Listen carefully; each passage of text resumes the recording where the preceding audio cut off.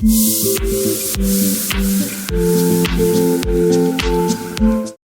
All, welcome to my food blogs. So ఈరోజు నేను ఏం చేయబోతున్నాను అంటే, ఇంట్లో ఒక హాఫ్ బ్రాక్లీ ఉందండి. సారీ, ఫస్ట్ టైం తింటున్నాం మేమైతే.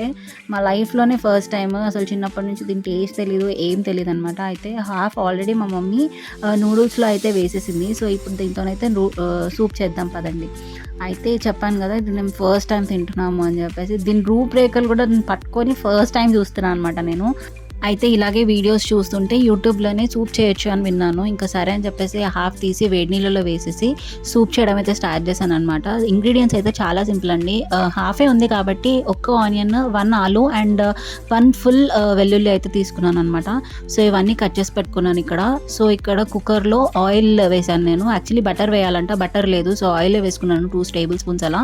సో ఇవన్నీ ఫస్ట్ ఆయిల్ వేడైన తర్వాత ఆనియన్, ఆలు ఇంకా వెల్లుల్లి 3 వేసేసి సార్ట్ చేసుకోవాలి.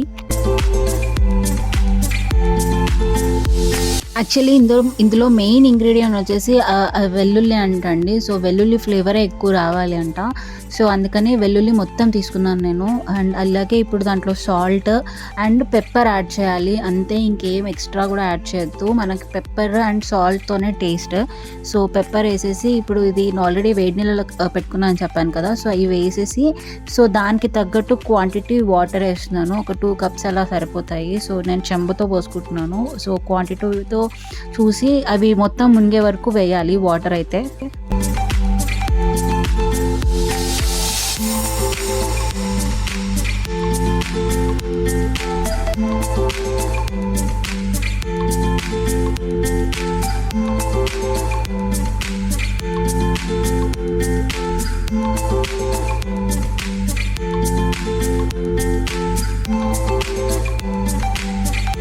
ఇందులో ఇప్పుడు కొంచెం పసుపు యాడ్ చేస్తున్నాను నేను, చిటికెడు పసుపు యాడ్ చేసిన తర్వాత మంచిగా కొంచెం సాల్ట్ చూసుకొని సాల్ట్ వేసేసుకొని దెన్ ఇప్పుడు కుక్కర్ మూత పెట్టేసి ఒక 3 to 4 విజిల్స్ రావాలన్నమాట. మొత్తం స్మాష్ అవ్వాల్సిన అవసరం లేదు, ఎందుకంటే మనం నెక్స్ట్ ప్రాసెస్లో గ్రైండ్ చేస్తాము. సో అలా మంచిగా కుక్ అయిపోతే సరిపోతుంది. ఒక 3 to 4 విజిల్స్ తర్వాత దెన్ నేను నెక్స్ట్ ప్రాసెస్ చూపిస్తాను.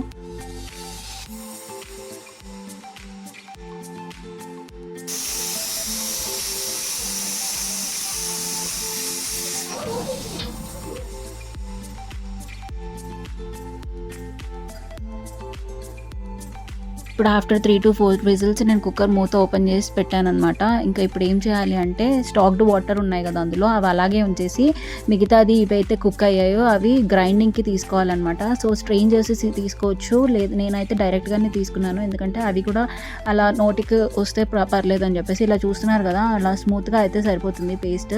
సో ఇప్పుడు స్టాక్డ్ వాటర్ ఏవైతే ఉన్నాయో అందులోనే మొత్తం ఈ పేస్ట్ వేసేయాలన్నమాట. వేసేసి మళ్ళీ పొయ్యి పైన పెట్టి కన్సిస్టెన్సీ చూసుకోవాలి. సో ఇంత థిక్గా తాగరు కదా, సో నేనైతే ఇంకా కొన్ని వాటర్ యాడ్ చేసుకుంటున్నాను. మీరు మీ కన్సిస్టెన్సీకి ఎలా కావాలో అలా చేసుకోవచ్చు.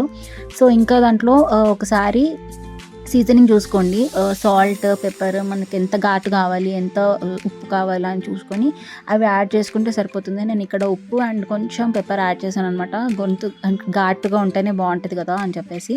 ఇంకా అందులో కొంచెం కొత్తిమీర యాడ్ చేస్తున్నాను. ఇదైతే ఆప్షనల్, మనం వేసుకోవాలి అంటే వేసుకోవచ్చు, లేదంటే లేదు. సో నేనైతే ఫ్లేవర్ కోసం యాడ్ చేస్తున్నాను ఇక్కడ. అంతే, రెడీ అయిపోయింది మన సూప్. మంచిగా సర్వ్ చేసేసుకొని తింటే సరిపోతుంది. మంచిగా నాన్ వెజిటేరియన్స్ వాళ్ళైతే ఇంకా బోన్స్ స్టాక్ వాటర్ ఉంటాయి కదా, సో అలా కూడా యాడ్ చేసి తీసుకోవచ్చు అనమాట, బోన్స్ ఉడకబెట్టేసి అలా. సో నా వీడియో చూడాలని కాదు, కానీ ఫస్ట్ టైం ట్రై చేసినా కూడా చాలా మంచిగా అయింది. సో మీరు కూడా ట్రై చేయండి. అండ్ చాలా హెల్దీ అంట, బ్రోక్లీకి చాలా బెనిఫిట్స్ ఉన్నాయి.